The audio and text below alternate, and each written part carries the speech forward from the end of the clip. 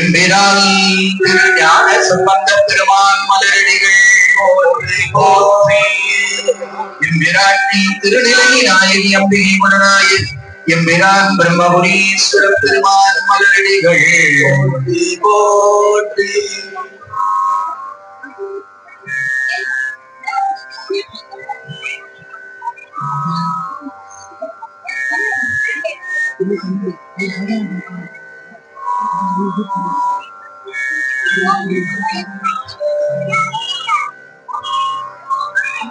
இன்றைய வழிபாடானது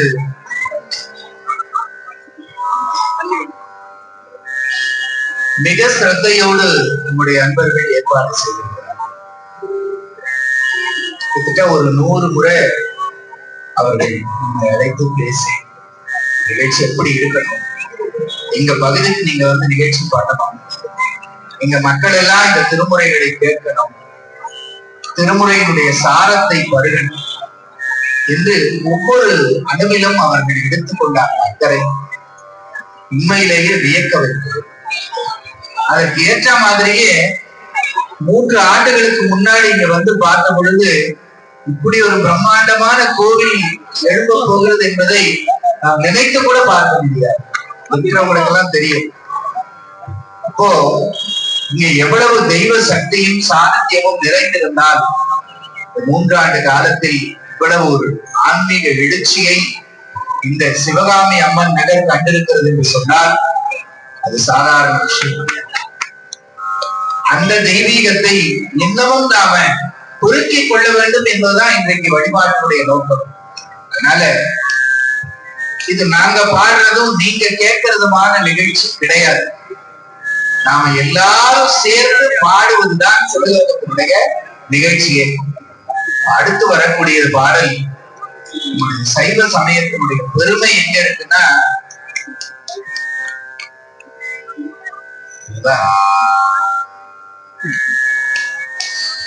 திருநீர்.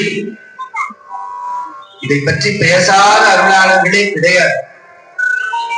ஒரே ஒரு வார்த்தையில சொல்லணும்னா உண்மையில் உள்ளது நீர், இவ்வளவுதான். அப்படின்னா என்ன, மற்றது எல்லா பொருளும் அழிந்து போகுது. எதை கொண்டு போய் தீயில இட்டாலும் நமக்கு மிஞ்சுவது திருநீர்.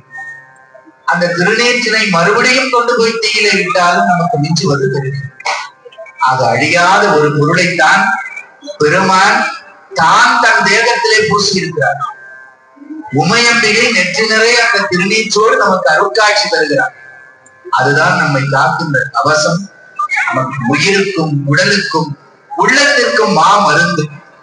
அந்த திருநீற்றின் பெருமையை சொல்லுகின்ற ஒரு மந்திரமாவது நீரு எனும் திருப்பதிகள் தான் இப்ப நாம பாடப்போம்.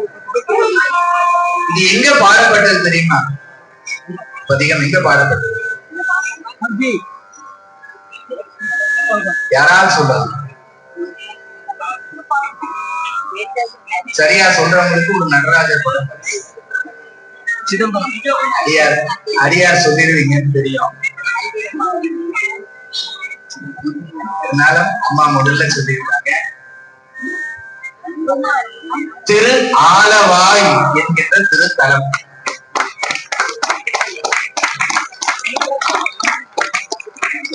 எங்க இருக்கு அந்த ஊரு? எல்லாம் வாங்கிருக்கீங்க போல நீங்க.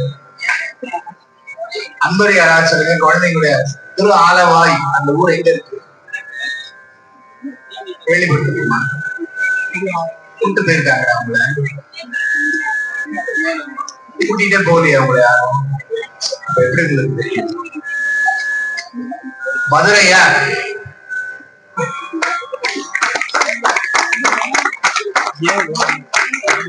இன்னைக்கு நாம மதுரை என்று அழைக்கிறோமே, அதற்கு இன்னொரு அழகான பெயர் திரு ஆலவாய். ஆலவாய் அண்ணன் சொக்கநாத பெருமான், அன்னை மீனாட்சி. அந்த திருத்தலத்துல திருஞான சம்பந்தர் பூன்பாண்டியனாக இருந்த அரசனுக்கு விறகரித்து சாம்பலை கொண்டு வர சொல்லி தன்னுடைய பிஞ்சு விரல் அதுல வச்சு, அப்ப வயது அவருக்கு என்ன ஒரு 4 வயசு, அப்படி வச்சாரு. அது ஆற்றலுடைய திருநீரா மாறிச்சு. அதை பூசின உடனே ராஜா உடம்புல இருந்த நோயெல்லாம் தீர்ந்து போய் குனிஞ்சி கூன் பாண்டியனா இருந்தவரு நிமிர்ந்து நின்றசே நெடுமாறன். இப்படிப்பட்ட திருத்தலம் நாம திருநீர் பூசியிருக்கோமா? பூசாதவங்களுக்கு திருநீர்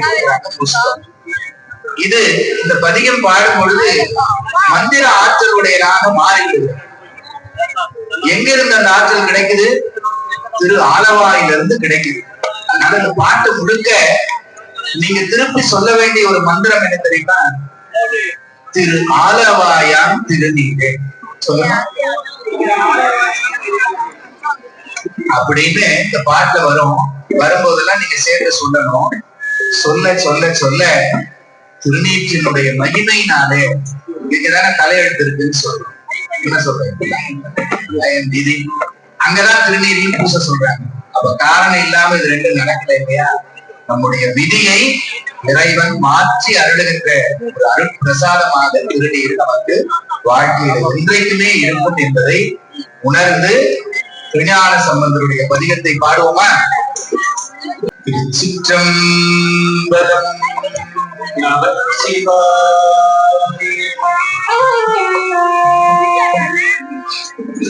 மந்திரமாவது நீர் வானவர் மீறது நீர்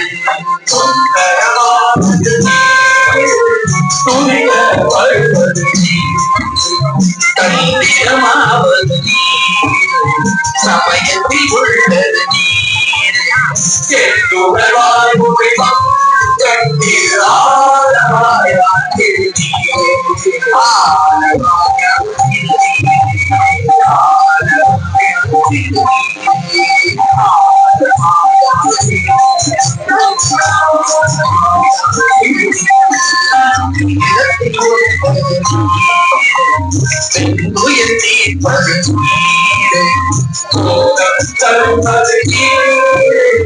உண்மையில் உள்ள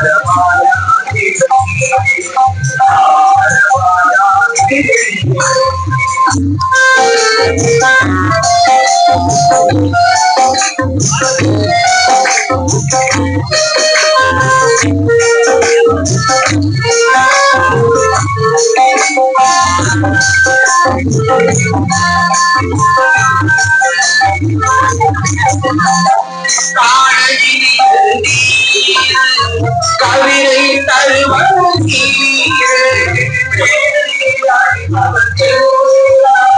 பெருமை கொடுப்பது மானம் கரைவது அதியை தருவது சேரம் தருவது